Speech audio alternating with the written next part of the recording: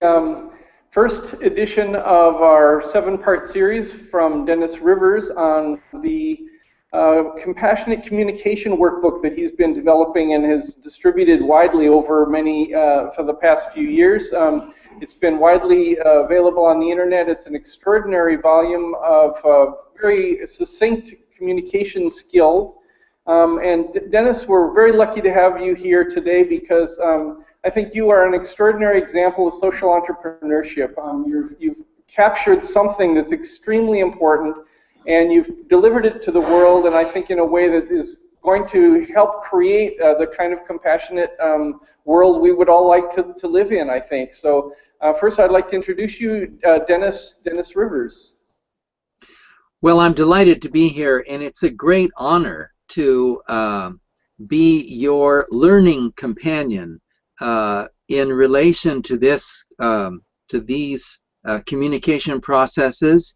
And it gives me such delight to imagine that as a result of the things that you'll learn here today, you'll be able to create more creative teams, that the people who are on your teams, I understand this is an entrepreneurship center, so what we're interested in doing is helping teams work together by communicating more clearly and solving problems more creatively.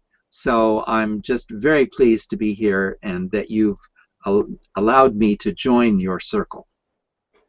Well, thank you, Dennis. Yeah, you're right. We are an entrepreneurship organization, really, the Venture Creation Cafe and Venture Creation Laboratory.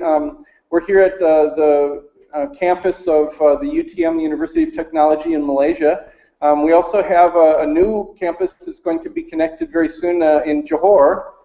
We hope that comes on very soon. I've got some good news about that recently. So I hope that we can begin just having a room full of people here to begin having the conversation around entrepreneurship and around communication skills. The purpose of my request to you, Dennis, to have this event really was, how do we begin to communicate better within our teams and with our customers? As an entrepreneur, all entrepreneurs really need to learn how to communicate better with them, with their team and with their customers.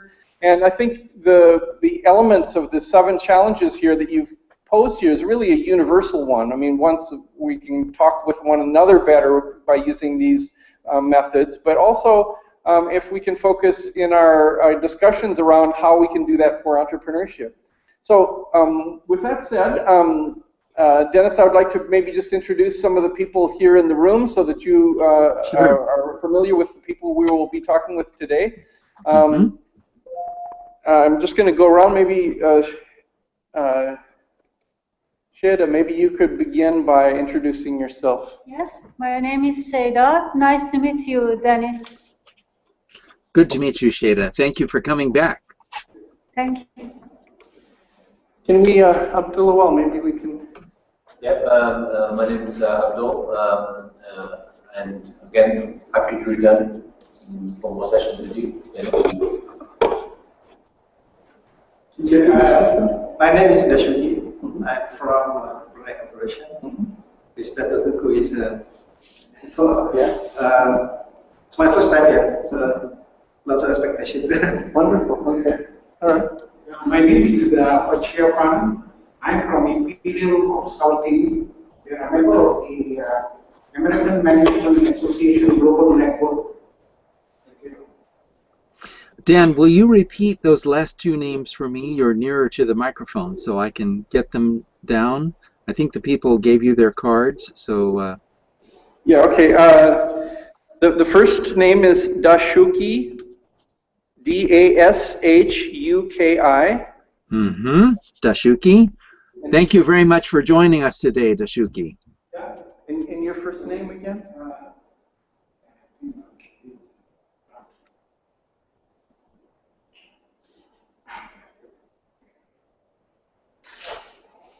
Okay. How should we address you? Pachepan? Pachepan. Okay. It's P-A-C-H-E-A-P-P-A-N. Pachepan. Yeah. I'm delighted that you have joined us today. Well, I never get tired of telling this story, which is how the 7 Challenges workbook got started. I was doing my starting my graduate work in communication studies, and I was very interested in how people could improve their communication. And the problem is there must be at least 5,000 pieces of good advice about how people could improve their communication, and I realized no one could possibly have a conversation and juggle 5,000 pieces of good advice in their mind at the same time. So the challenge became, out of all of those wonderful pieces of good advice, what are the most important ones? And so even though that's not a question that one can answer perfectly, it's a great question to wrestle with. It's a great question to make the effort to try to answer. In terms of like a programming language, you would say, what you're presented with is an unsorted list, just a random list. And any effort to sort the random list into a prioritized list is a move in the right direction. So the result of my work was the 7 Challenges workbook, and these are the 7, what I have found from my research to be the most important starting places for making communication better. Now, I have listed them in the 7 Challenges workbook, which you can find at newconversations.net. I have listed them in a particular order, the approximate order in which they would unfold in ordinary conversations. But that order is not ironclad, for each person would probably have a different order. What's important is to get the good stuff to the top of the list. Now today we're going to be working on listening, because so often we have a message that we want to bring to people, and we're so concerned about bringing our message to people that we don't pay much attention as to how ready people are to receive our message. So by starting with listening, we begin the conversation process by letting the other person express their feelings and needs first. Now, you might ask the question, well, what does this person's feelings and needs have to do with my proposal? Well, if I understand your feelings and needs better, I'll be able to express my proposal in terms that you could understand. So that's the idea that when we listen to people, we set the stage for them to listen to us. So beginning with listening is a very important way of helping the people, other people in the conversation, listen back. Now, I'm very interested in something called active listening, which was promoted in the United States by a psychologist named Carl Rogers, and he began this in the 1950s. And the idea of active listening is that when you're listening to someone, you don't just shake your head and say, uh-huh, or give the gestures that people are used to giving, the gestures in your culture that indicate, yes, yes, I'm following you, yes, okay, uh-huh. And I know that's going to be different in every culture. People are going to say different things.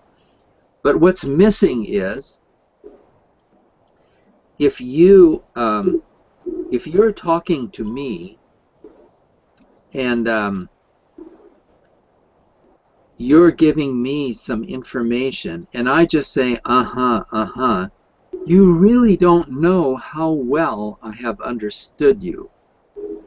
So in active listening, you do more than just say uh-huh. you give a very brief summary of what you've understood.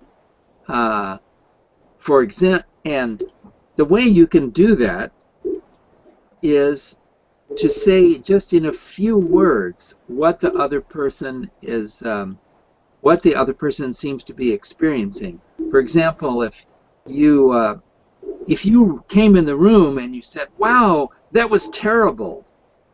You haven't told me very much, but it's clear that you're upset." I could say, "Well, gosh, Dan, I hear you're upset about that. Tell me what's bothering you."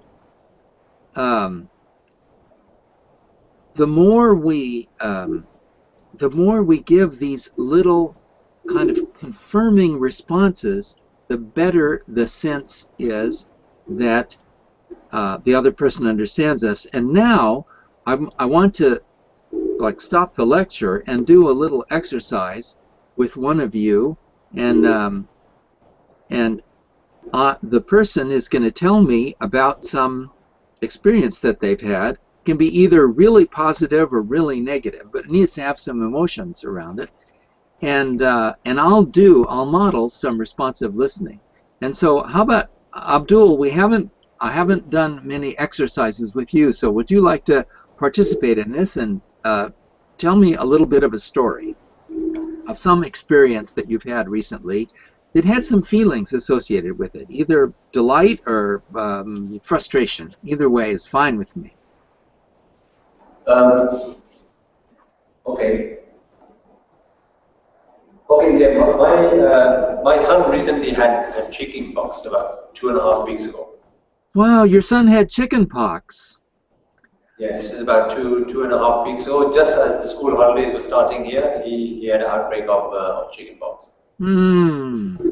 So he's 9 years old. So we were a bit worried. We thought, oh, he's got chicken pox and it's going to become a bit of a handful. But we read up online, on parents' experiences, and you try to figure out how to kind of deal with it, and we go to the doctor. So you did some research. I hear that you did some research to try and figure out how to handle it. That's right. Yeah, just try to see what experience the parents have had and how they deal with it. But what we found when we came to practice it was that our experience was totally different, because my son took it in his stride. I mean, he didn't even behave as if there was anything different. He didn't come down with a fever. And in fact, he found it interesting in the sense that, he was asking questions and researching himself on Wikipedia and looking at the spots and so figuring you had a really unique experience. It wasn't like the book at all. Yeah, it wasn't. We kind of read about online and how the child's going to become a handful and how they're going to start crying and have a temperature and maybe get a cold or a fever. It was the total opposite, which was very surprising. All right. Now, thank you so much, Abdul, for participating. So I want to draw your attention to the way I gave those brief confirming responses. The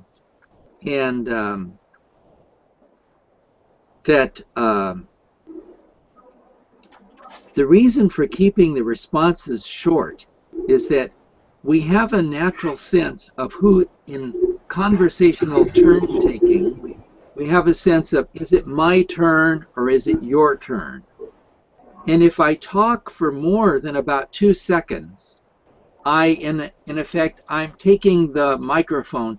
You could think of in a conversation we're passing an invisible microphone back and forth to each other. If I talk for more than about 2 seconds, I'm taking the microphone away from you. If I just give a very brief response, then you have the sense that you're still telling your story. So you're going to continue telling your story, but now you know whether I'm following along or maybe I have misunderstood. So I'd like to try this exercise with one of our other participants. So I would like to know if either of our new guests would like to, if you are involved in technology, I'm wondering if you would like to just tell me a little bit about the technology you're developing, and as I'm listening, I will give you this kind of active listening brief responses. That sounds good, Dennis. I look forward to having that little exercise.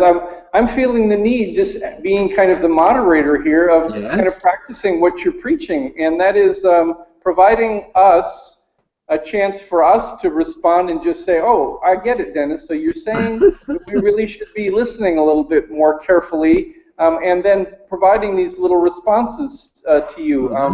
I think. Yeah. I'm beginning to get this, and I'm hoping to improve my skills here at running the operation so that we can confirm that the communication is going. It sounds just like it's like a little dance. We're weaving the conversations back and forth, letting you maintain your role as the moderator of the purveyor of the information, yet providing a moment for you to understand that we're getting what it is that you're describing, so that you can continue and feel that you're not losing your audience, huh? Yes. Well, you said listen more clearly, and so what I want, and because people use that a lot, I want also to say more clearly and more responsively, because that's the part that we don't do very much. Or we think that if we just smile, that's enough of a signal to the other person that that is happening. And the more technological, the more technical the conversation becomes, the more complicated the problem, the more important it is for us to give these little responses so that people know you're following along. Now, in terms of what to respond to, there were some problems that developed in the unfolding of active listening as Carl Rogers developed it, because it seemed like it was becoming just a mechanical repetition. For example, if I said, I went to the zoo, and then you said back to me, Dennis, I hear that you went to the zoo. But then I'd say, well, yeah, that's just what I said. I went to the zoo. But if I said, I went to the zoo, then you said, wow, Dennis, you sound pretty excited about that. See, you would have been responding to my emotions rather than my words. So a key element in doing responsive listening is respond to what seems most important to the speaker. See, when I say, I went to the zoo and I'm really excited, then it's like I'm emotional. So if you responded by saying you're really excited about that, you're responding to the most salient element of my expression.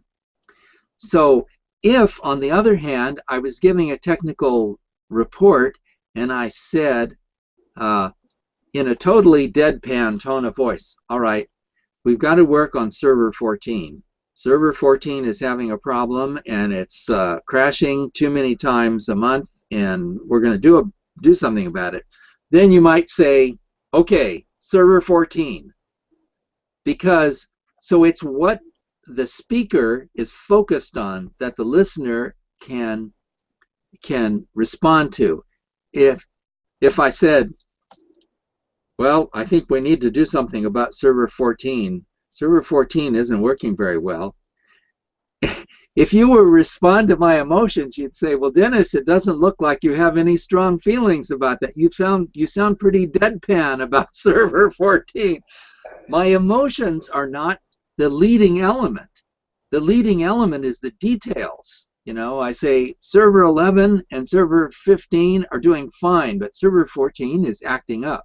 Then the appropriate brief response would be, oh, server 14, okay, what? Tell me some more about that. So that answers that question of in the range of what a person is expressing, what should we respond to? Should we respond to their feelings? Should we respond to their content? I would say the stronger a person's feelings, the more you should respond to the feelings rather than the content.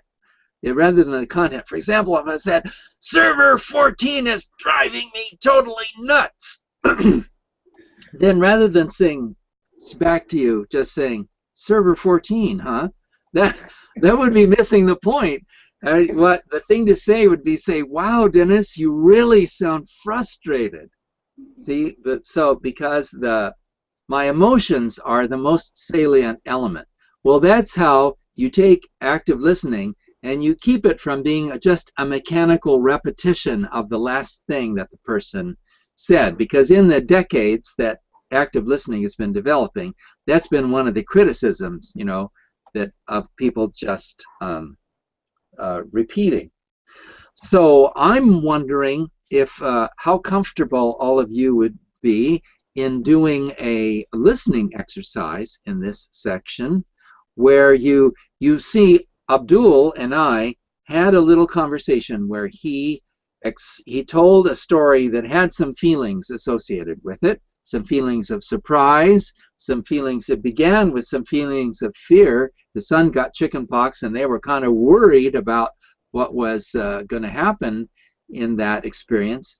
So I'd like you to team up with a partner, and we're going to do a kind of workshop exercise.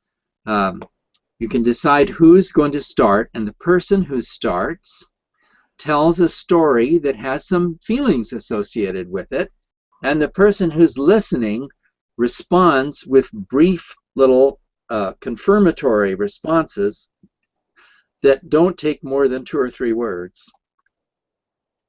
All right, so Dan, I'm going to rely on you as the local master of ceremonies to organize this with the people who are sitting around you. Yeah, I think just from the benefit of our online viewers, it might be useful if we start that process, maybe, Dennis, between you and one of our participants here. I'm glad to join, or if one of our others can to give some examples, or just to kind of give an example of it before we start doing it independently. Does that sound okay, or should we better to do it? Well, I did one with Abdul?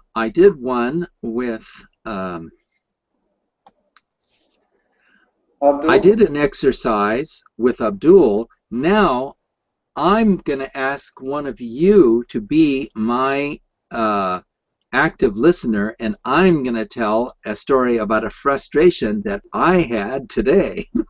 So I'm ready to share something with you. So Dashuki, would you like to participate with us and do this exercise with me?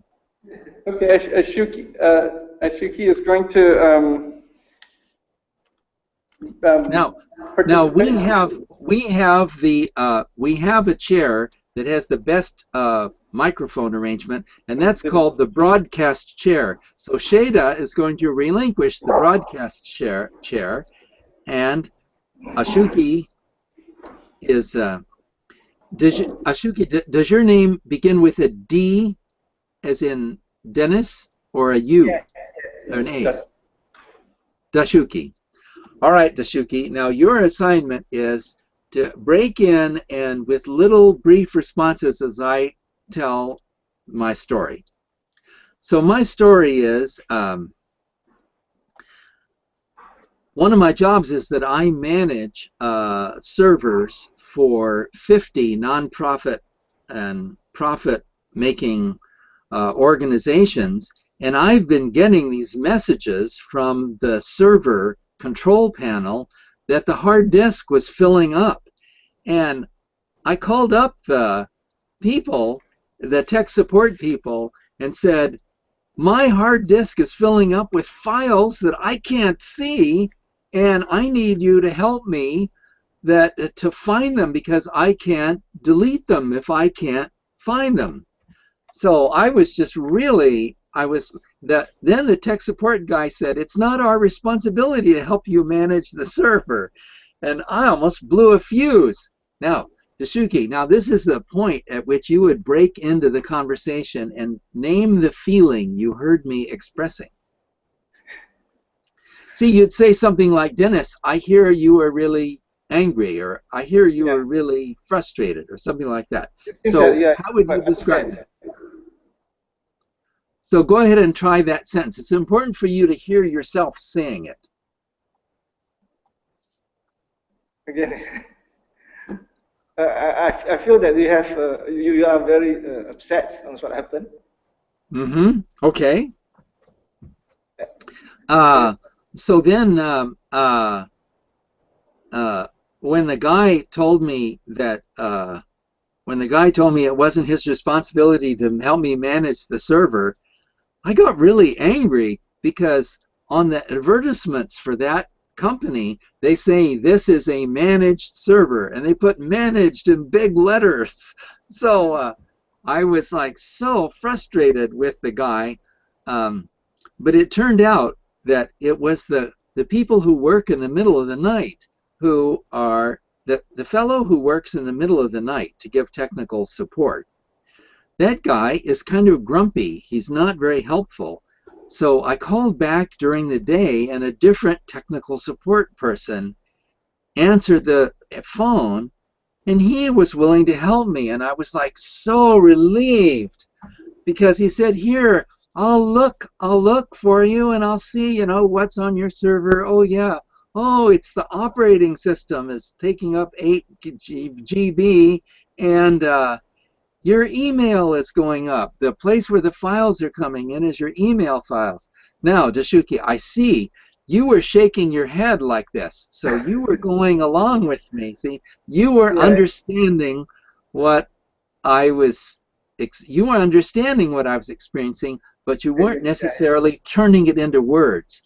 So how would you express to me the feeling that you heard me expressing?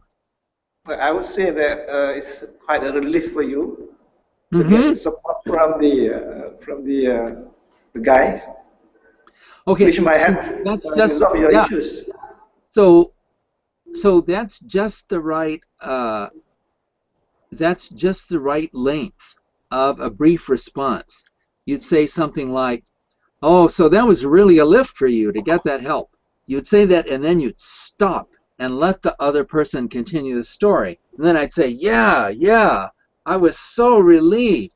See, I'm now telling my story, but I'm also responding to the fact that you understood me. I'm saying, yeah, that's pointed toward you. That's kind of like saying, thank you for understanding what I'm going through.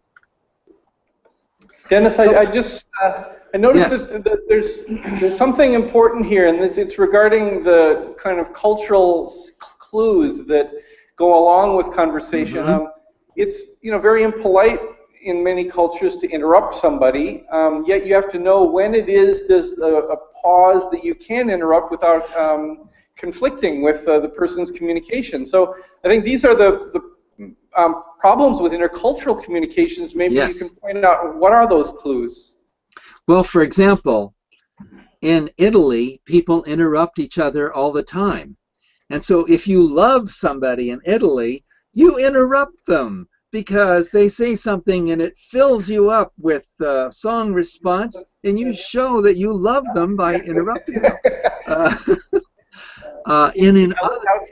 Particularly for the Malays, to interrupt a conversation, particularly for those elderly, is a routine to do. Okay, now the question would be then, how short of a response could you give that would not be rude? For example, if you just say, I imagine that's not considered an interruption. So the challenge is, so the way you might work this out in a culture that where brief, in communication skills, this would be called an interjection. That's when I push something in to the middle of another person's talking. If an interjection is considered rude, then you would wait for the person to finish speaking, and they might talk for 5 minutes or something, and then you would retell the story. For example, now if I were Dashuki, if I were you and I just listened to this story, so then You'd listen to Dennis talk for 5 minutes, then Dennis falls silent. And then Dashuki would say something like, so wow, Dennis, you were really unhappy with that guy who told you he wasn't going to help you. And then you were so relieved when you found the guy who actually would help you where the files were. You would take a turn in the conversation, but you would use your turn in the conversation to retell the person's story. And often people do this with a wonderful little introductory phrase. They say, let me see if I got this right. So if somebody tells me a story and says, oh, let me see if I got this right. You were really unhappy with the guy who refused to help you, and then the other guy came along and really surprised you because he was willing to search through the files and tell you. So that is a wonderful introductory phrase. Let me see if I've got this right. Let me see if I have understood you correctly. And the longer the person talks, the more important it is to give that little, let me see if I have understood you. And then you're telling the person you're going to take a turn. You're even going to talk for a couple of minutes, as long as you need in order to give an accurate summary of what the person said. So that might be a way around the issue of rudeness or politeness in cultures where it's rude to interrupt someone. Sometimes I say, correct me if I'm wrong.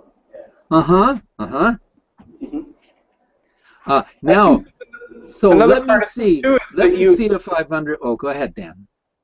Another part of this too is just recognizing what the cues are from, as you're listening to the person who's speaking, what are the cues that the person who's speaking gives you to let you know that, hey, this is the time that I can inject. I think I have a problem in Malaysia because I don't know what those cues are. Can you help identify what those are? It's quite difficult because sometimes they're not consistent. The way some people can talk continuously without stopping, and there's no room for you to interject. So it depends on individuals particularly, but generally, culturally, normally we wait until he or she pause, then you can ask questions, something like that. Okay. Well, in that case, it's not much different. I mean, a pregnant pause is an important part, but also when there's a kind of, I can think that there's a time when in a conversation when I can sense that someone's trying to draw a conclusion, and you can even help them out in drawing the conclusion by saying, here, this is how I got it. Does that maybe work, Dennis? Well, I think that the purpose of these brief interjections, these brief responses, is not to help the person along. It's, I'm trying to just understand your story exactly as you're telling your story. Unless you've asked me for some help in solving a problem, then you see we're having a different conversation. If you sit down and you say, Dennis, I need your help in solving a problem, then you're sort of giving me permission to interrupt you because you're asking for help. But in general, the brief responses are intended just to show that you have understood what the person is saying, really accurately. And another issue is, yes, the idea of correct me if I'm wrong, that's a really important thing too, because in giving these brief responses, I may have misunderstood you. And then instead of saying, yeah, you got it just right, I'll say, no, that isn't exactly what happened. What happened was, that is, I will clarify what I'm saying based on your response. So, Dashuki, I so appreciate your participating in this exercise. Thank you so much. You're welcome. Now, I'm going to, I want to take about a 30-second break for everybody to stand up and stretch. Please stand up and stretch, because just sitting and listening for a whole hour can be, you know, it's hard to pay attention if you've just been sitting and listening and not moving at all.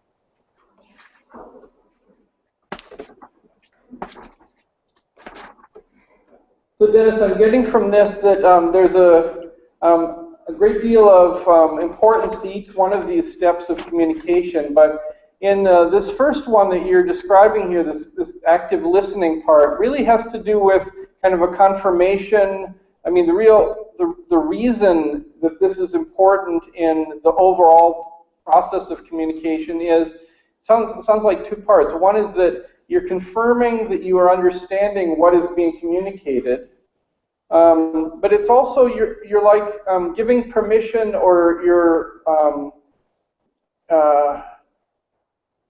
allowing that communication to continue and to move into a new direction when confirmation has been, or when the message is across. Is that right? Yes. Or? Yeah, and also by listening to another person, you put the other person in a frame of mind to listen to you. Please sit down, everybody, and thank you for taking that stretch break. Now, there's another topic that I want to explore with you in our work today on listening, and that's the resistance to listening. I think the most important resistance to listening that I have found, what makes me reluctant to listen, is that I can feel that to acknowledge what a person is saying is to agree with what a person is saying. So in this case, the development of listening skills has to do with attitude changes in your own heart about, and your own mind, about how carefully have you woven together, or how deeply have you woven together acknowledgement and agreement. Because if you come to me and you say, there's a dangerous intersection in our city, and let's say I'm on the city council. You come to me and you say, there's a dangerous intersection in our city, and I want a signal put at that intersection so there's no more traffic accidents there. Well, I may feel, if I have not worked on my listening attitudes, I may feel that if I acknowledge what you're saying, I'm already agreeing with you. So I may say, no, it's not that, don't be so upset. It's not that dangerous. You know, we don't have that many accidents. See, I'm resisting. Why am I resisting? I'm feeling like if I let you say what you're going to say, if I say, okay, I hear you're upset about that intersection. I hear that you feel it's way too dangerous. I hear you want us to put a signal there. Now, in this new attitude that I'm proposing to you, I am proposing usually acknowledgement and agreement are chained together in our minds. I'm asking you to release those two things so that you can acknowledge what another person is saying without agreeing, without promising that you're going to do everything that person asks. So in that example, I could say, all right, I hear that you're really upset about that intersection, and I hear that you want a signal at that intersection. Is that correct? You know, and you say yes. Now, it may be that there's no money in the budget to put a new signal at that intersection, or there could be other things that are going on. But at least, you see, we want from other people, we want acknowledgement, and we want agreement. What happens is we wind up giving people nothing when we could give them half of what they want. I could acknowledge, Dennis, what you're saying. Yes. But just to try to confirm what it is that you're saying, and so that we're getting at this linking of acknowledgement and agreement is something that happens in our mind, and something that we have to change in our mind in order to allow us to talk about acknowledgement separately from agreement. Is that correct? That's right. So if the child runs into the room and says, "I want some ice cream. I want some ice cream," and what the parent will say is, "I don't want to hear it. I just don't want to hear it." That's that. I don't want to listen. Now, I could say, "Honey, I hear you want some ice cream, but it's way too late for you to eat sugar, and so you're not going to have any ice cream at 10 o'clock at night." See, I could start by acknowledging, rather than resisting the other person's expression of feeling. I could acknowledge their feeling. And actually, this, I would say, is the kind of one of the secrets of communication is, if you want another person's feeling to become stronger, just resist it.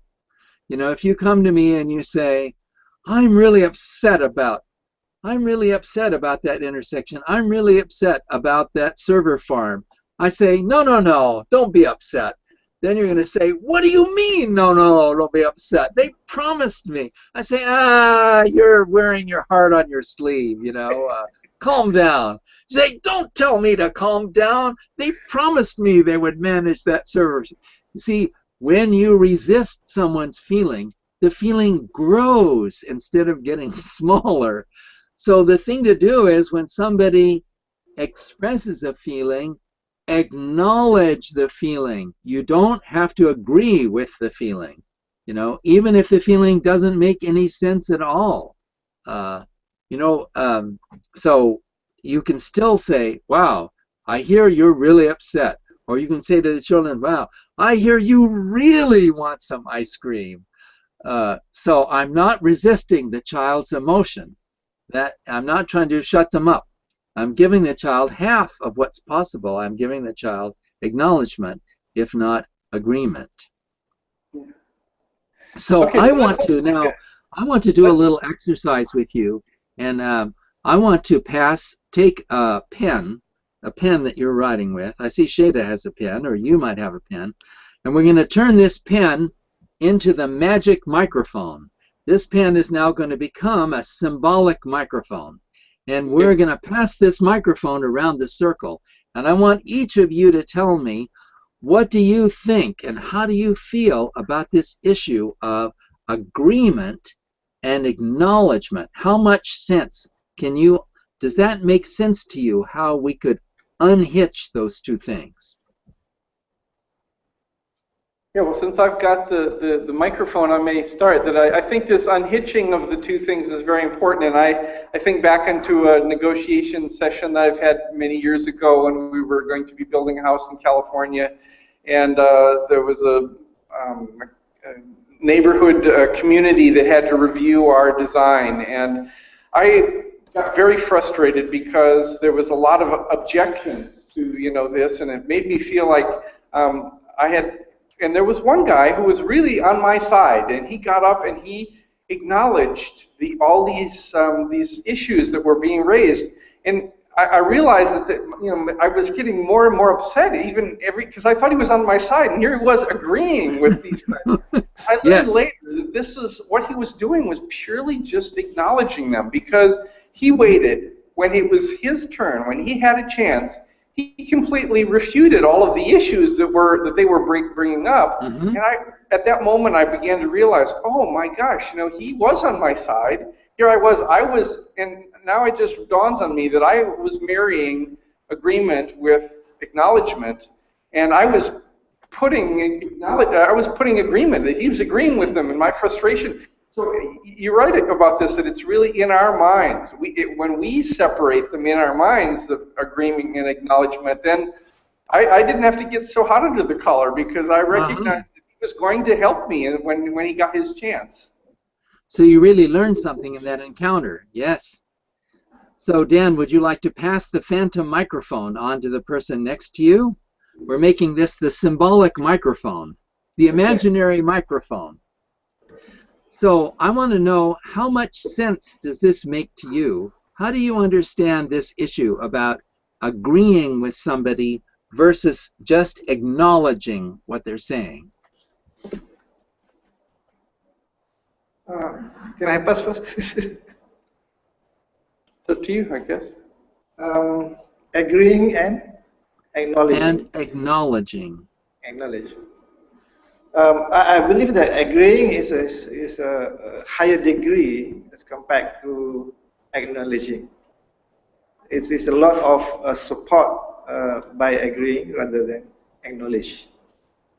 That's true. Acknowledging is not as much support. How comfortable would you be just acknowledging somebody's statement even when you didn't agree with it? Sometimes I do that. That I acknowledge the facts that being said, but not necessarily that is in agreement personally for me.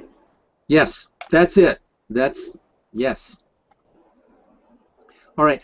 Well, you can take the microphone back later if you'd like to think about this for a few minutes. So if you want to pass the imaginary microphone on down, that's fine, Dashuki. Okay. To Prakapan or to Abdul?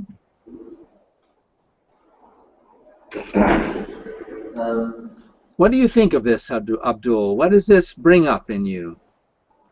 Yeah, I think similar to what the participant just kind of explained, I kind of agree with him that when you agree, it kind of conveys a stronger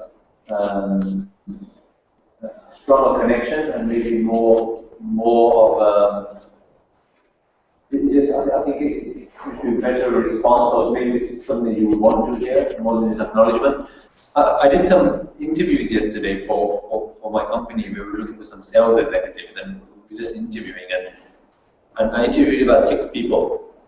And one of them, when I would mention certain things about certain ideas and certain things I would try and do as a company, he would acknowledge and say, okay, yeah, fine. But it wasn't really giving me much information in building up confidence in that particular person.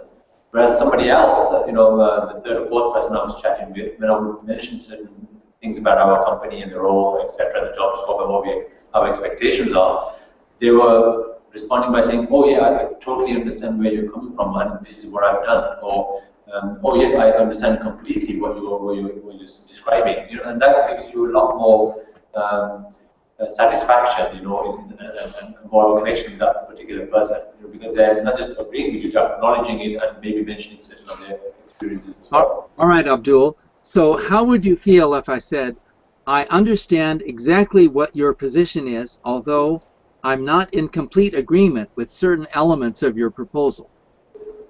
I would be fine with that. I think I would be okay with that if that's what I was expecting, from if that was the point of my conversation. If it was asking for advice, I guess, then it wouldn't be something that I wouldn't accept or wouldn't be happy to hear. Yes, well, I think the important point that I want to make, and it's come up in our discussion, is in general, we value agreement more than we value acknowledgement. And what I'm wanting to suggest to you is that acknowledgement is really important. Even though agreement seems much more important to us, in terms of negotiating with people, acknowledgement plays a really crucial role especially in moving forward difficult conversations. So Abdul, thank you very much for participating in this, and now we're going to pass the imaginary microphone to Sheda. Sheda, how much sense does this make to you, this idea of uncoupling agreement and acknowledgement? Yes, to be honest, until now, I was linking these two concepts together.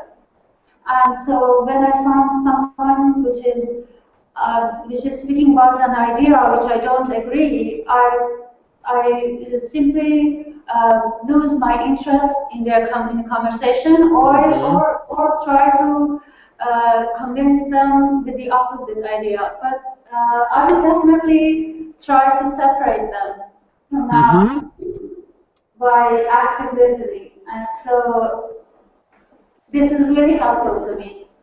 All right. Thank you so much for participating. And now we're going to pass the imaginary microphone to Pakapan. I hope I pronounced your name correctly. And Pakapan, how do you feel about this whole issue of agreement and acknowledgement either being hitched together or being uncoupled? Yeah, I think, correct me if I'm wrong, I think mostly it boils down to body language and facial reaction.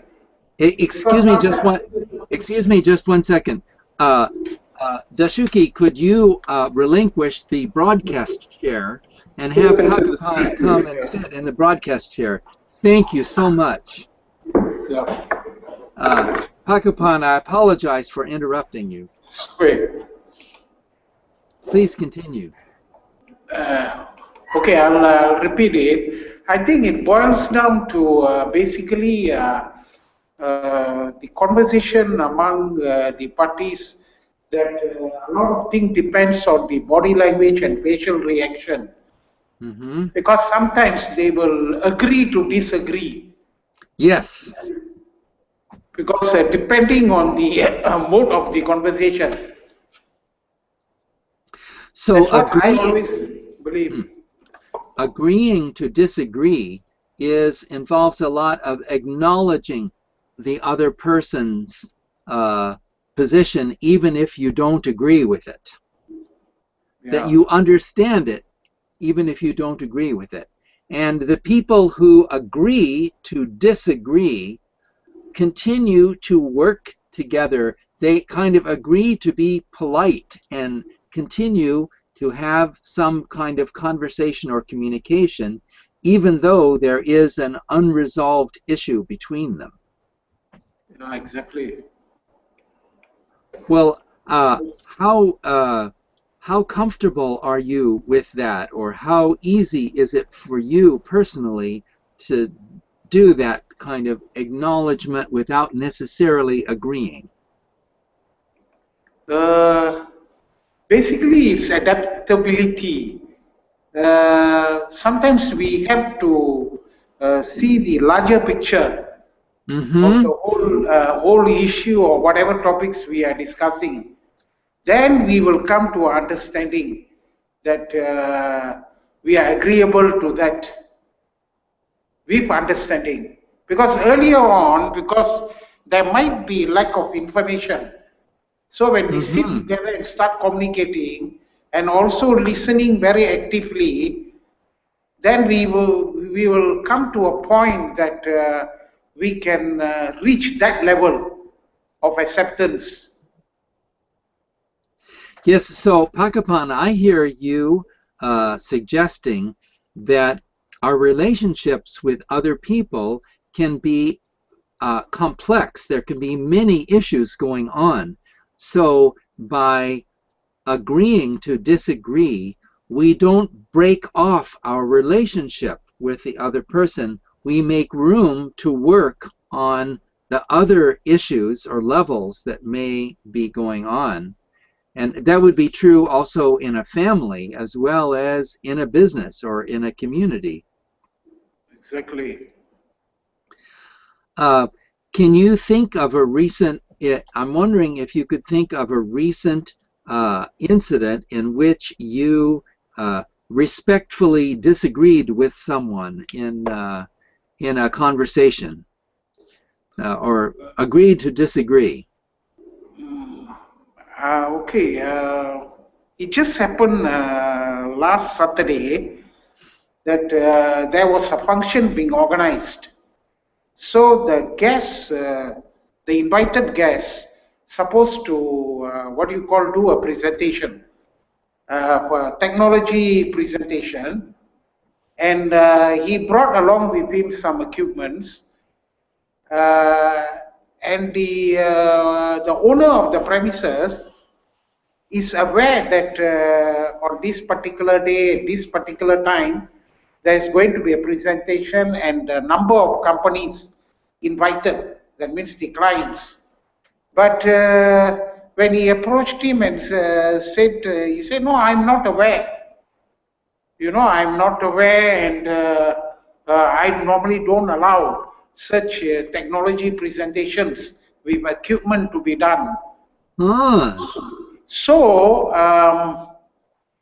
this person who holds the technology, who was supposed to do the presentation, was taking into consideration about my relationship, because there's another 13 parties, organizations were there. More people involved. Pardon? More people were involved. A lot of other people were going to be influenced. So he doesn't want my reputation to be tarnished. So he was patient. And on Sunday night, he sent me text messages, and it was very hurting, and that means how he felt it and all this. So I replied back, it was midnight, but I still replied back, said that on Monday, I will be, the next day, I will see you, and what time is it convenient that I could be present at your factory? So he said 3 o'clock. So on Monday, I was there at 3, and I explained to him the whole scenario, and I said that I really appreciate that you are patient without showing any emotions. Then yesterday morning he replied a message, please consider all this as a blessing in disguise. I think we can move forward. So this is where I try to digest back the whole scenario, and it's always good to agree to disagree and disagree to agree, depending on the scenarios and the situations. Yes. That's where human nature comes in. Because we cannot always play with emotions unless there is a positive leap to it. There's a famous writer named William Ury. He taught at Harvard for a while and wrote some books on conflict resolution. He was part of the people who wrote the book Getting to Yes. And he had a famous recommendation that the first thing you should do when you're in a conflict situation is go to the balcony. He called it going to the balcony, walking up to this second floor balcony where you look out, which is to say, take the long view. Try to both calm down, let your own feelings calm down, but also look out over the entire situation and see what is best for everyone, or where are the possibilities of making a win-win solution. So Pakapan, I so appreciate your sharing this story with us and holding the imaginary microphone as part of our study circle. I'll take the microphone for a moment, Dennis. I'm beginning to realize a number of things about this that I really didn't understand before, but there seems to be this kind of directionality between acknowledgement and agreement. That the person who is speaking wants two things. He wants to be heard, and he wants to be agreed with. But they are two very different things. They are different. And I'm beginning to realize now that by putting them at one at a higher level than another really isn't really correct. They're kind of both parallel things. You can either give them agreement. It's not going to work so well for you to put one above the other. Either you can either give them agreement, or you can give them acknowledgement, or you can give them both. But one above the other, if you're giving acknowledgement, doesn't necessarily at all mean. And I like the fact that you were using some words to mitigate the possibility that they might interpret my acknowledgement for agreement, because I don't want to communicate agreement when I really want to just communicate acknowledgement. And I think this is where the head nodding breaks down, because sometimes this means yes, I agree with you, and sometimes it's yes, I hear what you're saying. So we need to have some kind of distinctions in our communications, and you did it with a few fine words, I think. Well, you're just what you suggest is a creative possibility, and that is before you begin to acknowledge, you might say, in order to keep from misleading the person, you might say, I'm not in a position to agree with your proposal today, but I hear that you want A, B, C, and D. See, that is being completely honest. You're not trying to mislead the person or give them some false hope that you're sort of going to agree with them in just a minute.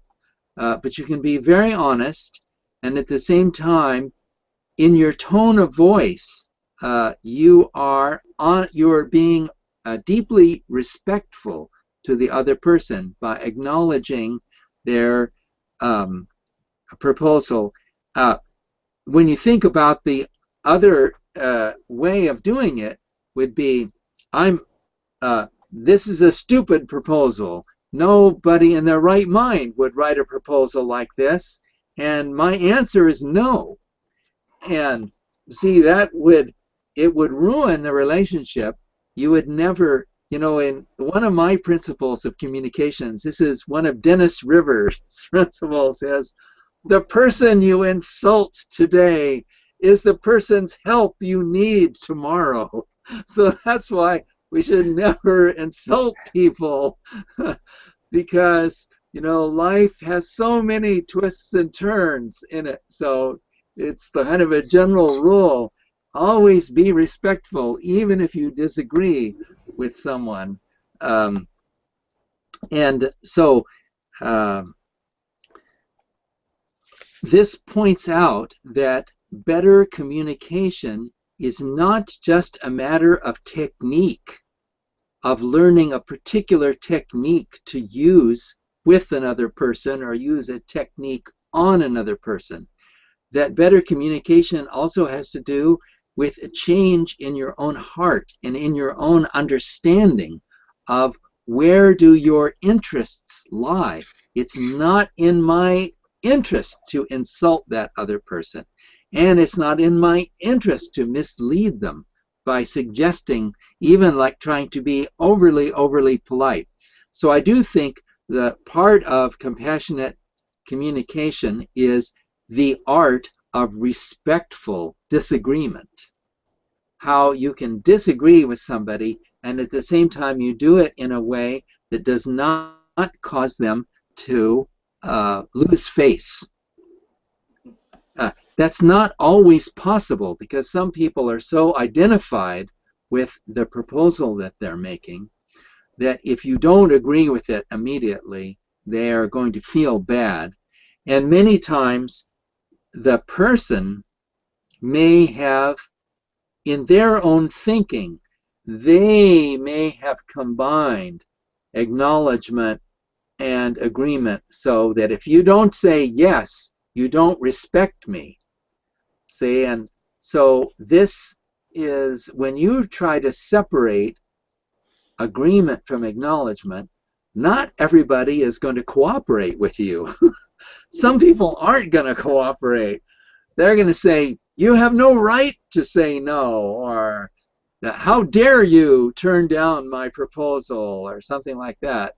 And then you have to come and back and say, I hear, that you want A and B and C in your proposal. I hear that very clearly, and I'm not in a position to agree with that.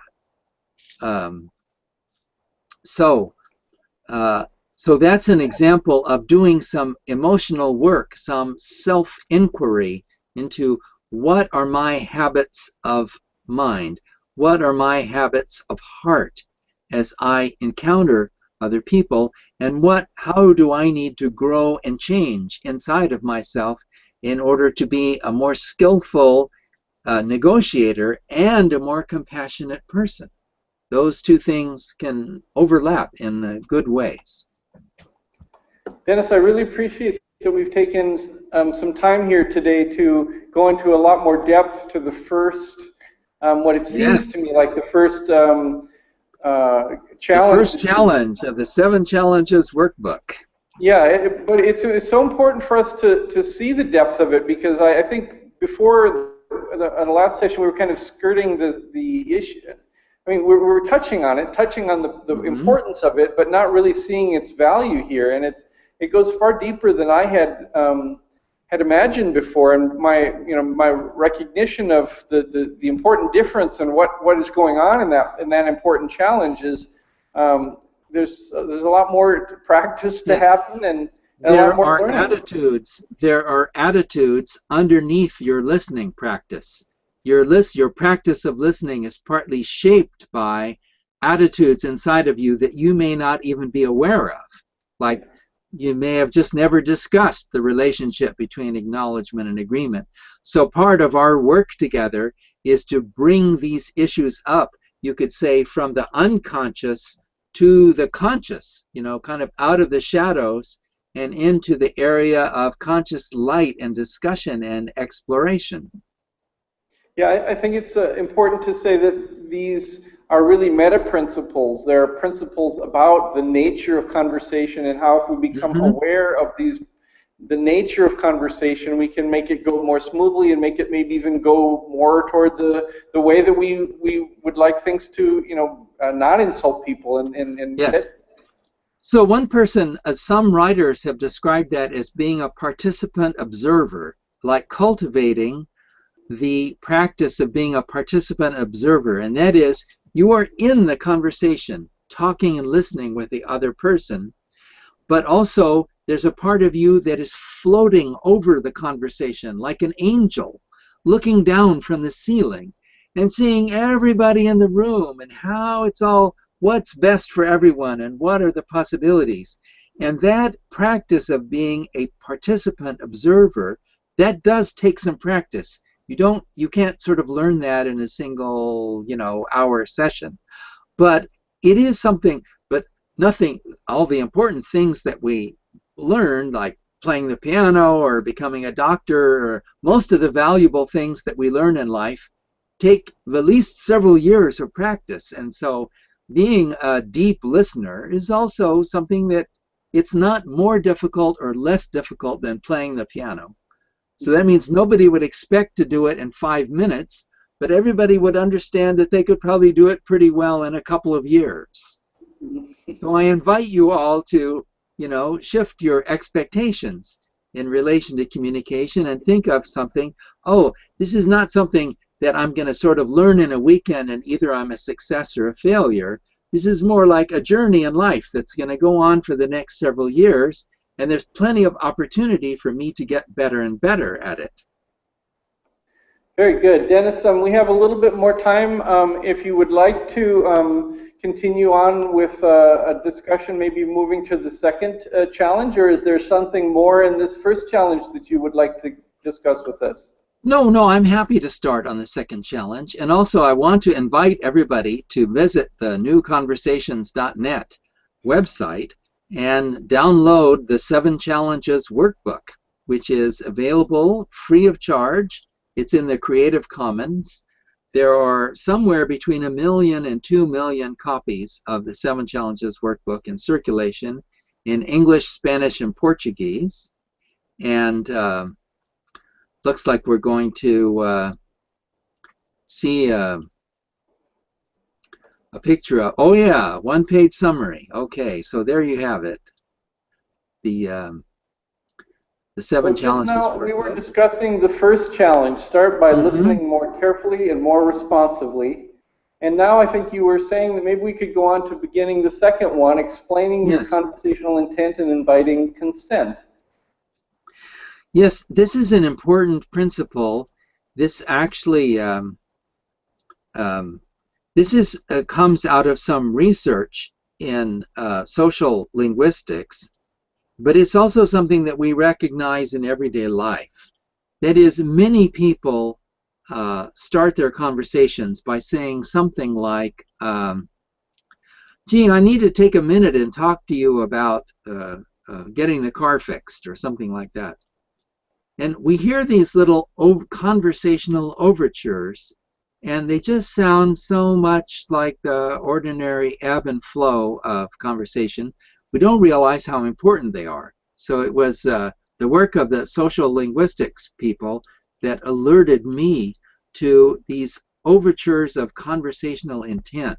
It turns out that we understand people partly by understanding what kind of conversation I'm trying to have. And in the 7 Challenges workbook, I outline more or less the 30 fundamental conversations that people have.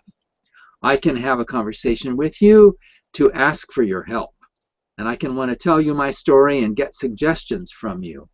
On the other hand, I could want to just tell you my story, but I want to cry on your shoulder. And I don't want advice, I just want sympathy. Those are 2 really different conversations. So when I come up to you and I say, oh, Pakapan, I had such a difficult time yesterday, I couldn't get the servers running. See, when I start that conversation, I'm really not telling you whether I want your help as a technical consultant or whether I want your sympathy as a friend.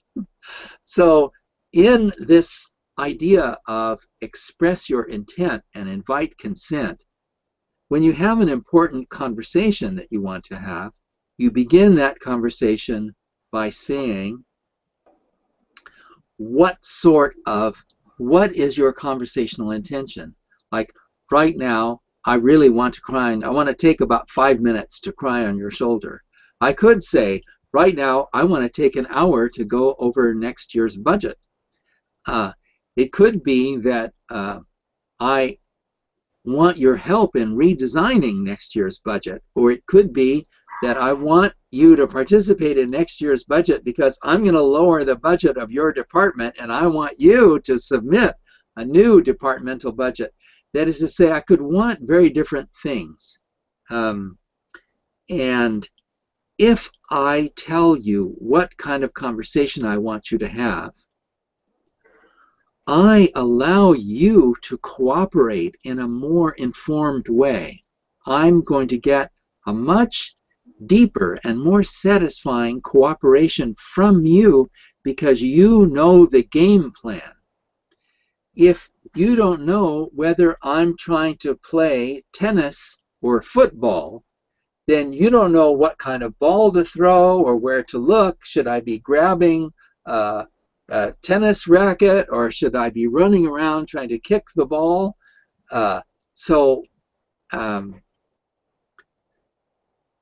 This changes the way people participate in a conversation, and I'm wondering, Dan, can you bring up the 7 Challenges workbook on the web and flash it on the screen? Yeah, I can do that in a moment. Maybe you could start the next thing so I can bring it up. I don't have it handy. All right. Well, I gave this example before, but it's kind of worth repeating. I think Sheda and Abdul have heard this. I love eating broccoli, and I was shopping for broccoli in a supermarket, and I picked up the broccoli, and the broccoli was full of little bugs. And because I usually eat the broccoli raw without cooking it, I was very upset that the broccoli had bugs in it. So I went over to the customer service counter at the market, and I walked up to the young woman who was behind the counter, and I said, "I would like your permission to make a complaint." And she stood up and she said, "All right." And then I said, "There are bugs in the broccoli." And she said, "Well, we'll take care of it right away." How different it would have been if I had walked up to the counter and instead of saying, "I want your permission to make a complaint," I had just said, "There are bugs in the broccoli." I mean, that would have been too abrupt. I would not have allowed her to get ready for what was coming. So this idea, a lot of communication is like tossing a watermelon. If I am going to throw you a watermelon, it's very important for me to say first, hey, hello over there, I'm here and I have this watermelon and I'm going to throw it. Are you ready to catch the watermelon? And then when you say yes, then I throw the watermelon. So that can be something like saying, okay, well, one of the important elements of this is to say how much time you want from another person. Because I could be saying, well, right now I need to talk to you for about 5 minutes to understand this one line on the budget. Or I could say, right now I need to talk to you for an hour to redo the entire budget for next year. When I tell you how much time I want, I'm really allowing you to say no. Because you would say, well, I understand that, Dennis, but I don't have an hour to give you. Maybe we could do it tomorrow. But not only am I giving you permission to say no, I'm giving you permission to say yes. So I'm improving the quality of the cooperation because I'm treating you as a consenting equal in the conversation. If I walk up to you and I just begin talking, I'm actually implying socially that you're my subordinate. I'm implying that you owe me a conversation whether you want to talk to me or not, which is actually not a good thing to imply to other people. If I ask you your permission, I'm treating you as a consenting equal. So I am much more likely to get better cooperation from you. Also, I'm giving up the element of surprise. Sometimes we trick people into having a conversation with us because we just surprise them. You know, we're walking down the hall and we bring up a topic, like you and I are walking down the hall and I say, oh yeah, next year's budget. By the way, what do you want to put in there for next year's budget for computer services? And what do you want to put in for the overall rent for the store? See, I have surprised you into a conversation. You really didn't agree to talk about this, but I've just kind of edged into it in a way that didn't give you a choice. Well, my perspective on this is that you won't get good cooperation from the other person by either using surprise element or using another person's politeness. So that is the big issue. Now, it turns out we learn to have different conversations in our culture, and every culture maybe has 5 or 6 conversations that it favors, that say, well, this is it, you know, this is mostly what we talk about. But I want us as entrepreneurs, we need to expand our repertoire of possible conversations. And that's why I have my list of 30 conversations in Challenge 2, because many people will realize that these are conversations they've never had before, or these are overtures that they have never made in the past. So one of the exercises we do is we go down the list of the 30 conversations just to hear ourselves say these words that we've never said before.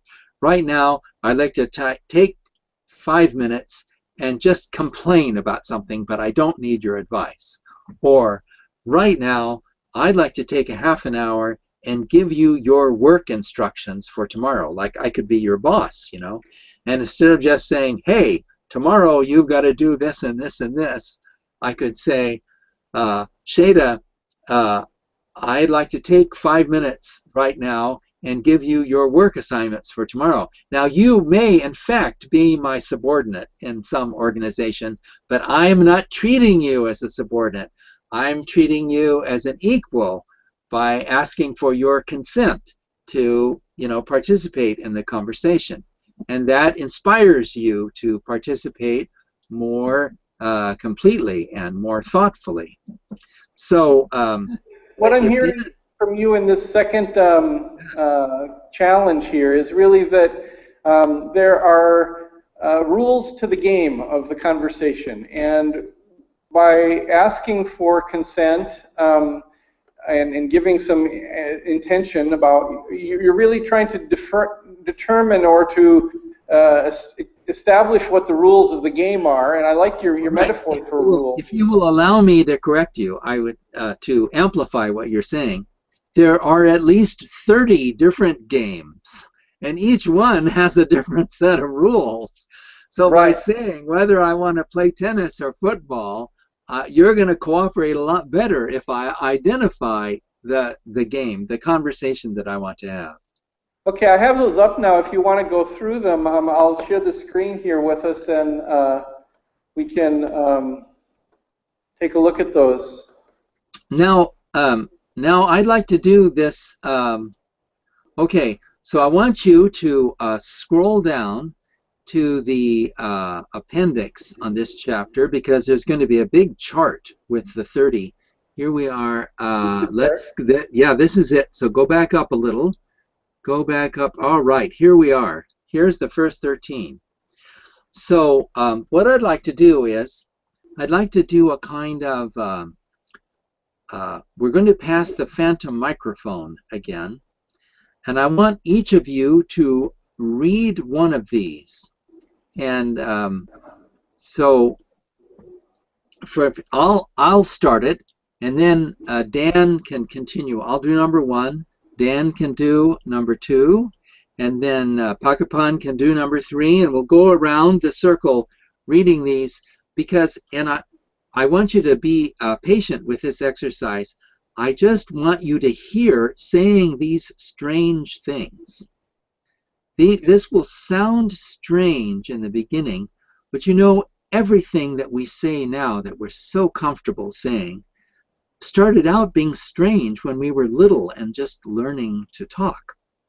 So, should we try that now? Should I? Yes. All right, so I'm going to hold the phantom microphone in my mind and say to Dan, right now, I'd like to take about 5 minutes to tell you about this terrible experience I had with this server guy, but I don't really need your advice. I just want to cry on your shoulder. Okay, so right now I'd like to take about 5 minutes and tell you about my experiences or my feelings. Mm-hmm. And there's a separate one. Right now I'd like to take about 5 minutes and that involve no implied requests or complaints toward you, or so that you understand. You could do 2. You can do number 2, Dan. Okay. Right now I'd like to take about 5 minutes and hear what's happening with you. Mm-hmm. So how are you doing? Is that right? Yeah. Although it's more, quite often people say, how are you doing? But they're not really very interested in an answer. So when you give the time, you say, I want to take about 5 minutes. Then you're saying you really want to hear how I'm doing. So it's more like, right now I'd like to take 5 minutes and just hear what's happening with you regarding the server crashes that you've been experiencing. Mm-hmm. All right, so now Pakapan could do number 3. Yeah, okay. Right now I'd like to take... So do you want to pass the phantom microphone? I was thinking we would each of these do each one. Tell the story. Yeah. Right now I'd like to take 5 minutes. Okay, right now I would like to take 5 minutes to entertain you with a story.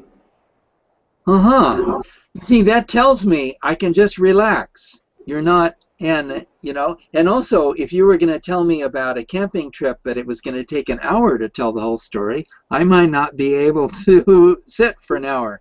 But if you tell me, well, I want to entertain you with this story, let me tell you about this, and I know it's 5 minutes, then I can say yes more easily. All right, so we'll pass the imaginary microphone to the next person in our circle. Okay, right now I'd like to take 5 minutes and explore some possibilities concerning our future possibilities. All right, and so let's continue around the circle with the next person holding the imaginary microphone.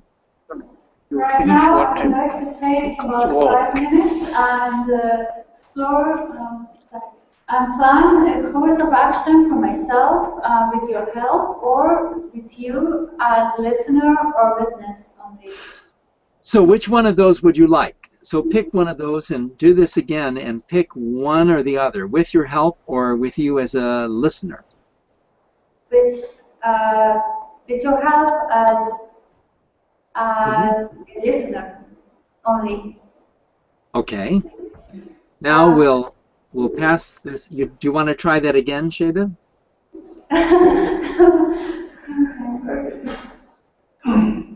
Right now, I would like to take about 5 minutes and coordinate our action together concerning the business.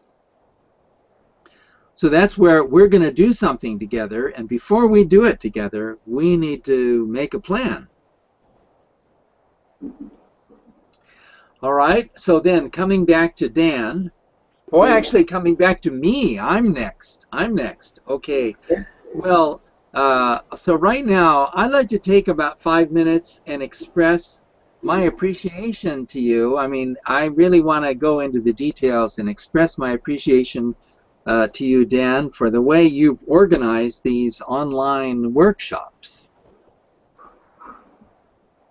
And Dan, now I invite you to do number 8. Okay. So Dennis, I've really got something. I really would like to have your help with dealing with this difficult situation that I've got. I have a couple that are in conflict with one another, and I have to deal with it. So you can do that in 2 ways. You can either say right now I would like to. I really need your help to cope with this difficult situation. Or you can say, right now, I would really like to support you as I see you're going through a difficult situation.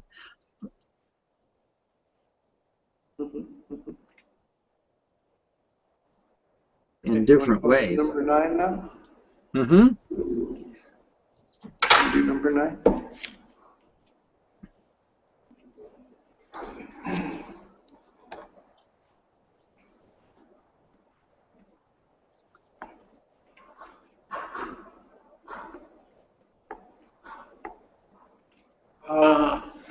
Okay, I would like to make a request or rather complain about something I have said. All right, so you want to make a request about this would be to someone else. You would make a request about what they have done. Or if you're speaking to me, Lapakapan now, if you're speaking to me, so make this overture to me, Dennis.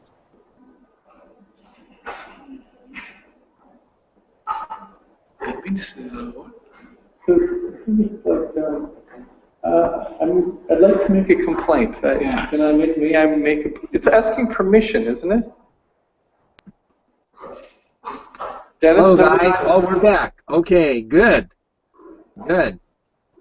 So, I missed that. So, Pakapan, do you want to try number 9 again, as if you were speaking to me? Okay, I would like to make a complaint with regards to a certain thing which I've done. All right.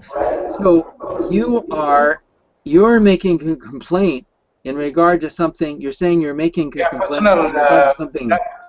Be something that you would make a complaint in relation to something that I have done. It seems. Well, personally, I have done. Okay, so you're changing the context a little, but that's fine. You could make a request about something that you had done, which sets the stage for that conversation.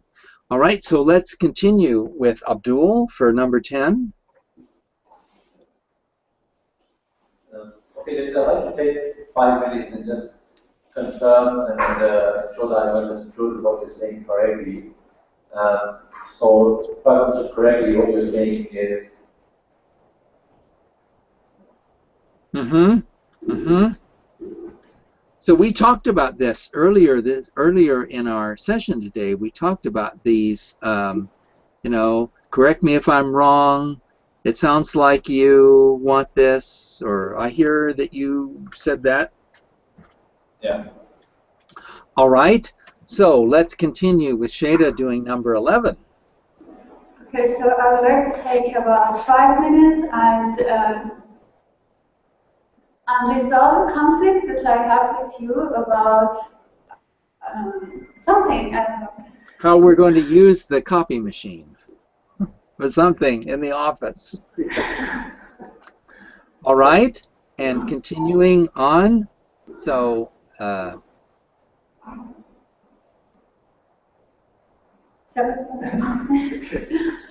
so Dashiki, let's imagine that you and I are negotiating a contract. So you'd be doing number 12. Okay. Right now, I would like to take about 5 minutes to negotiate with you about the agreement that we had earlier regarding the projects on this particular pursuit. All right, and now let's see. So I think we're coming back to me, and I'm saying that right now I would like to take a couple of minutes and reach a decision with you about how we're going to spend the rest of our time together in this 2-hour session. As a 2-hour session is pretty intense, so you might say that you are, you know, thrilled to do more of these exercises, or you might say that you have kind of done enough exercises at a single time and need to think about them. So Dan, will you scroll down to the next page? And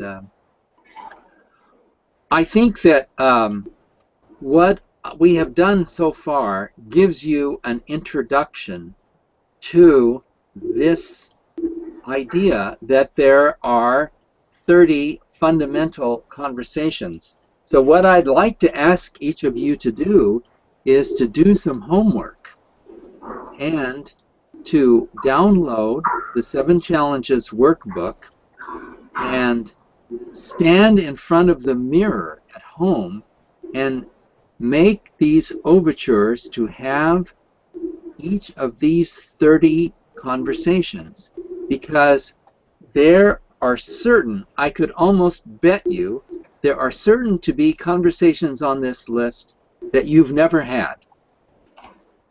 There will be a lot of conversations on the list that you have, in fact, had with other people.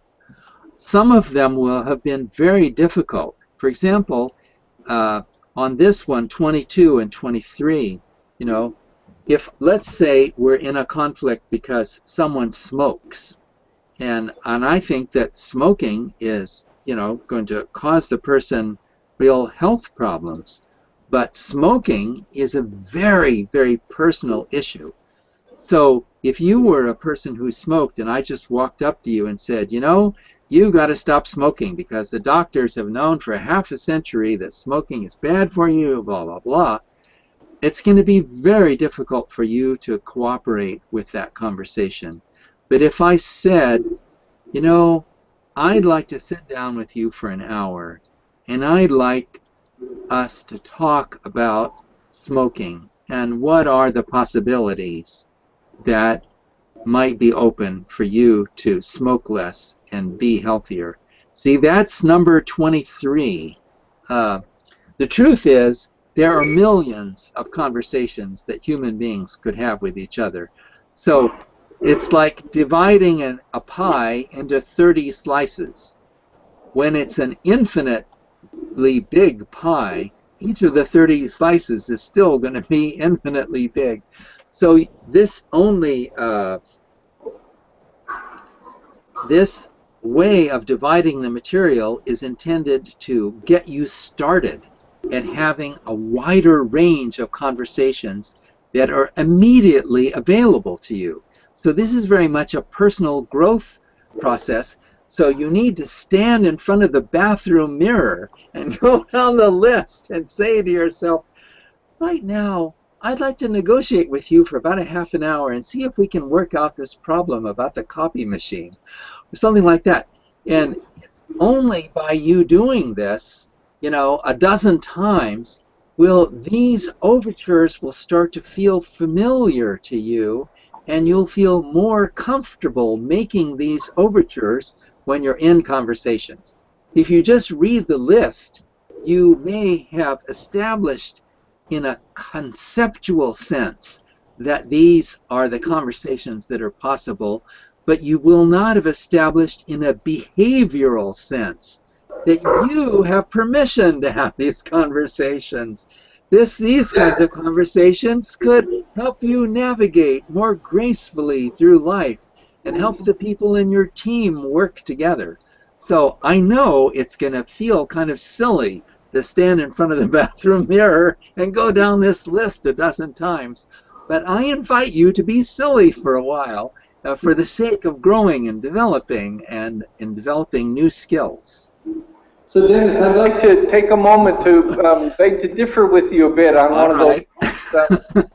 You brought up a moment ago that there are probably millions of these, and I'm rather overwhelmed by that. I think 30 or 35 is plenty for getting me thinking about. Well, I mean what I meant is there are variations. I mean that a little facetiously. I'm saying that I'm rather overwhelmed by 35, and I deeply appreciate that you've assembled 35 for us to reconsider in our lives, because I would agree with you. I went through some of those things, and I really feel like I'm only doing a fraction of what could be done in effective communication. Well, in this, now you come back to this whole theme of building effective team. In order to build an effective team, everybody on the team needs to feel comfortable making these overtures to the other team members. You know, human communication is about the coordination of shared work. We have work to do together, and there are things that we can only accomplish by working together. You could take this all the way back to primitive eras. You know, we need to, together we can carry a log, a tree trunk, that's bigger than either of us could carry alone. So we have this giant log to carry, but the only way we can carry it together is for us to talk back and forth, like slow down or speed up or stop for a minute, I need to rest.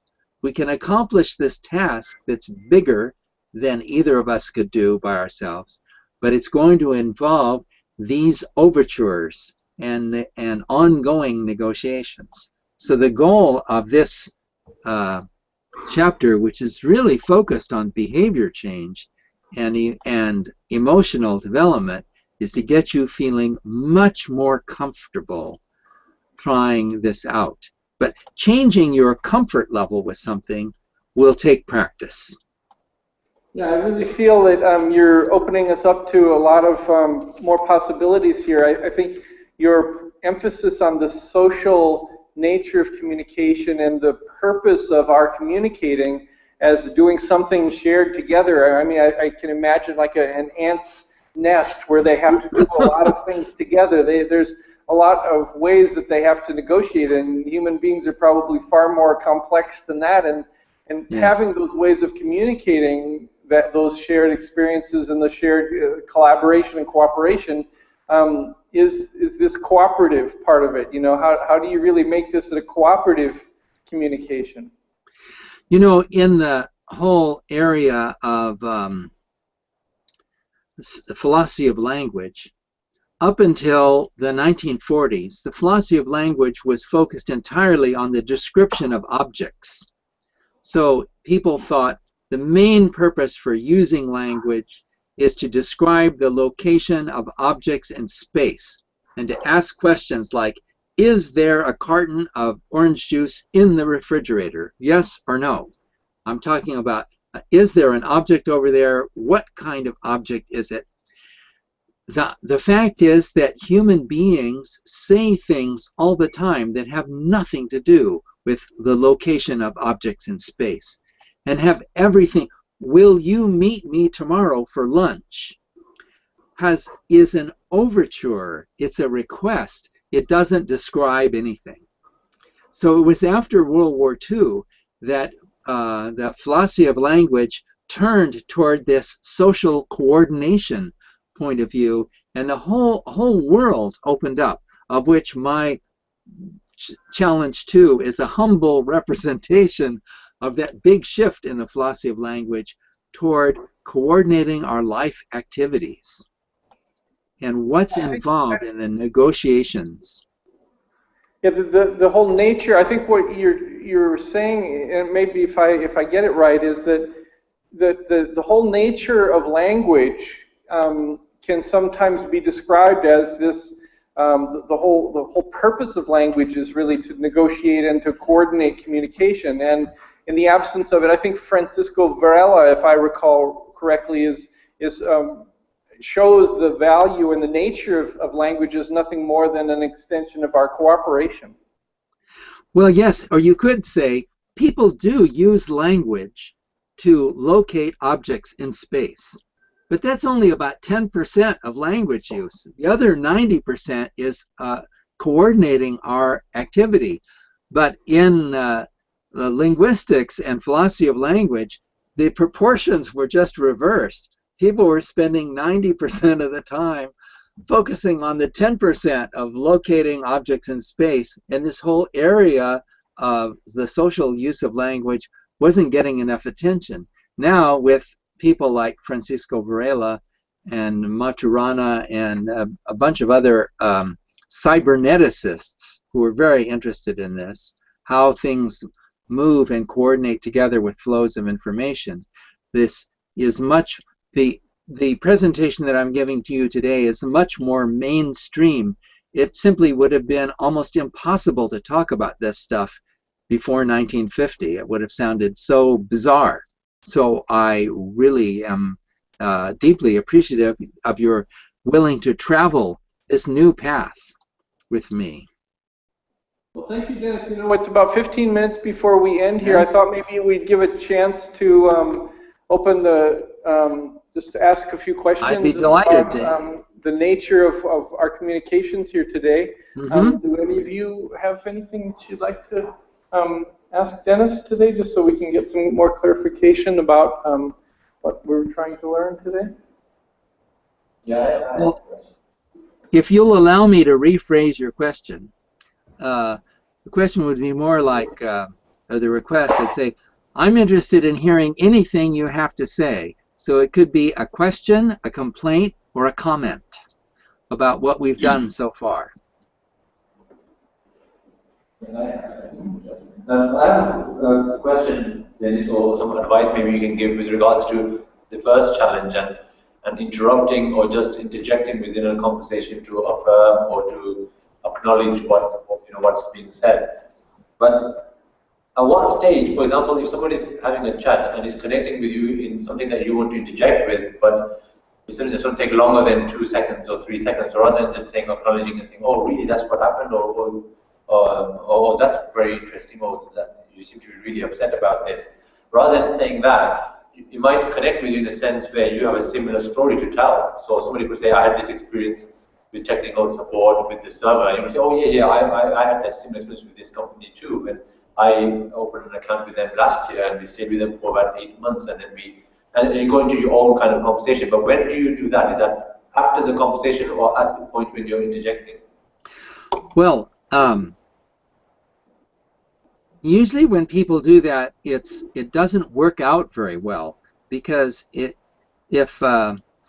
you started to tell me about your son having smallpox and you got 2 or 3 sentences into it and I said, wow, you know, I remember when I had smallpox, and wow, it was such an interesting time, and my mom got me this wonderful doll to play with because I was 7 and I was at home for several days. What I would have done is I would have taken the conversation over. In a sense, I would have taken the invisible microphone back from you.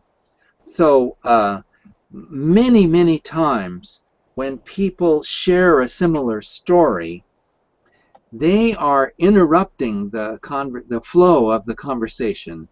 they're certainly redirecting the attention away from the speaker to themselves. So the way, if you had a really important story to share that was related to my story, what you might do is you might use a challenge 2 overture and say something like, wow, well, I hear all the kind of problems you had, and I'd really like to take a minute and share the experience that I had with something similar and how we worked it out.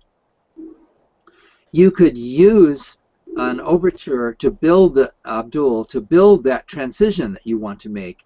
And that would, I think that would work a lot better than just making the transition abruptly by beginning to start to tell your own experience. What do you think of that? Yeah, that makes sense, and I guess it's yeah, it's logical. That's how you do it, because you don't want to upset the person or give the wrong impression by just taking over the conversation. But I guess it would differ between who you're chatting with as well. If it's somebody that you met 3 or 4 times, or somebody that you have a close relationship with, they'll probably be more accepting of you in the way you can interact. So if you meet somebody for the first time, I guess you have to be more careful in how you interpret and how you interject with somebody that you're more familiar with. So I guess the person you're conversing with makes a difference with how the conversation is structured too. Yes, well, I appreciate your comments, Abdul. We need to, because of the variations in our bandwidth between the United States and Malaysia,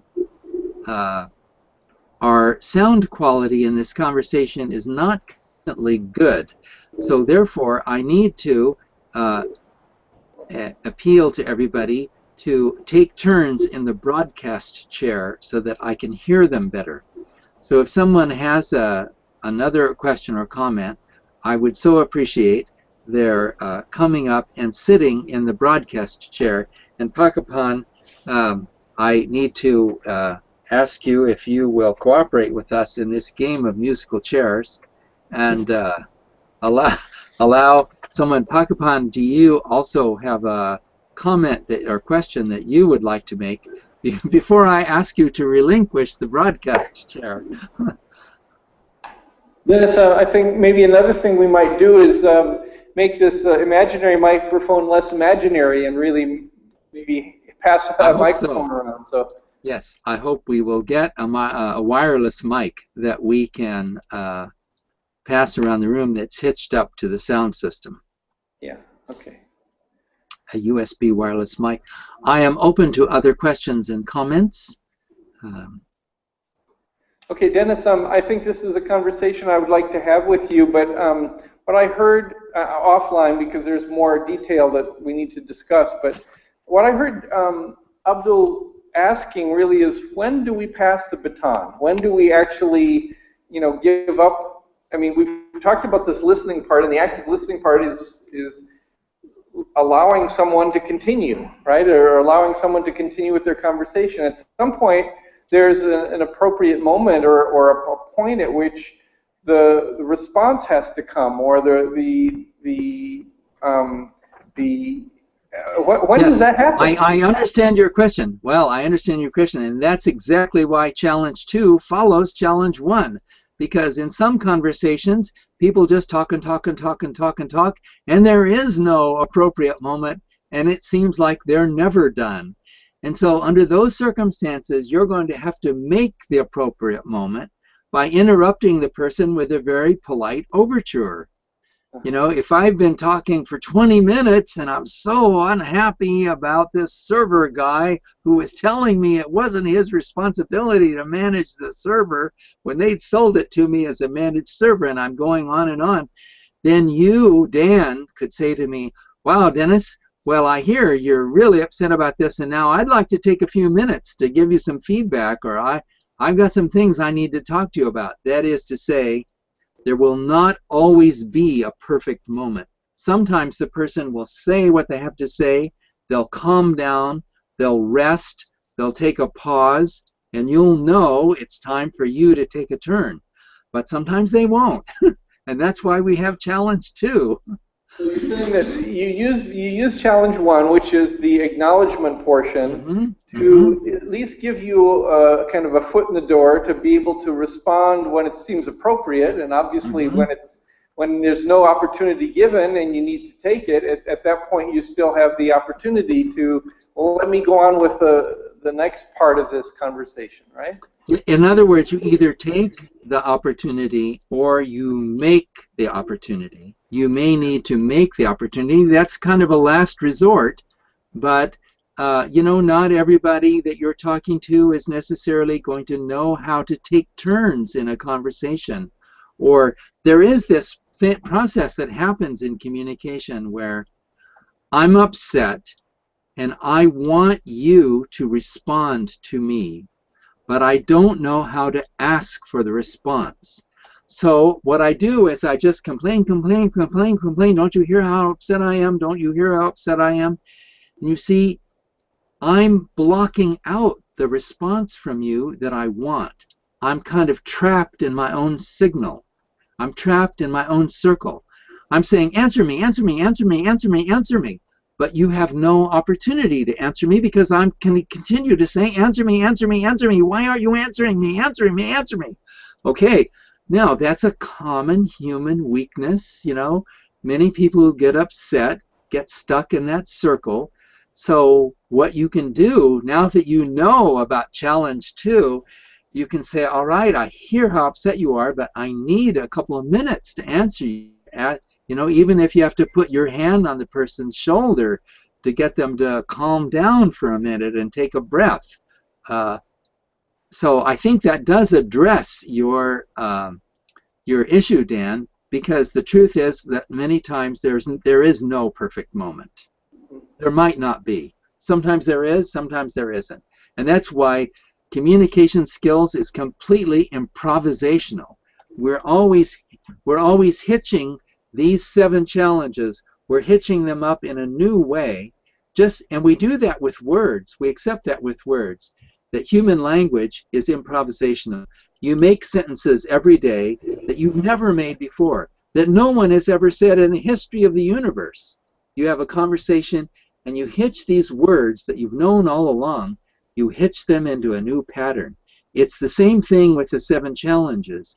In a conversation, you'll hitch these elements, you'll connect these elements in different sequences, and the sequences will probably not be exactly the same in a lifetime of conversations. But by knowing all up, just as you make spontaneous sentences much better because you know all the words by heart, you will make these conversations much more gracefully if you know all the elements of conversation by heart. There's listening, there's negotiating for a turn, there's expressing myself more clearly and completely, there's expressing appreciation, there's asking open-ended questions. You see, there's translating complaints into requests. There's all these different pieces, and you'll fit them together differently every conversation that you have. Well, Dennis, I'm really delighted to have you conversation today. It's really opened my eyes in many different ways. I'm also recognizing that this meta conversation, this discussion about the nature of conversation and how it's important. My guess is here in these 7 challenges, there's some kind of holism or kind of unity that happens here that maybe we'll begin to discover as in the next sessions go on, that having all of these 7 challenges, I think my intuition is that you've put these together in such a way that if you at least master these 7, there might be thousands that you could juggle good information or good pieces of advice, but if you learn to master these 7 elements, I think probably you'll have a more holistic approach to the way you can communicate. So I'm looking and seeing that we're about 2 minutes shy of 2 o'clock. We were about 2 minutes late in getting started. So in keeping with the 2-hour time limit here, I'd like to thank you again, Dennis, for your time with us. And if there's any final comments you'd like to leave us with, we look forward to next. I want you to consider that you're, as a way of warming you up for next week's lesson, that we never just talk to another person. The sound of my voice, before it reaches your ears, it goes back into my own ears. So we're always having two conversations. We're having a conversation with that other person, and we're having a conversation with ourselves about the story of our lives. We are telling ourselves the story of our lives as we are talking with other people. So next week, we'll explore how we tell that story of our lives and what kind of people we become as we tell it and work with others and connect with others. So thank you very much for joining in these explorations and experiments, and I hope you are encouraged to look silly in front of the bathroom mirror as you make those 30 different conversational overtures. So thanks so much for coming, everyone. Yeah, thank you. Thank you. It's nice to have you. Bye for now.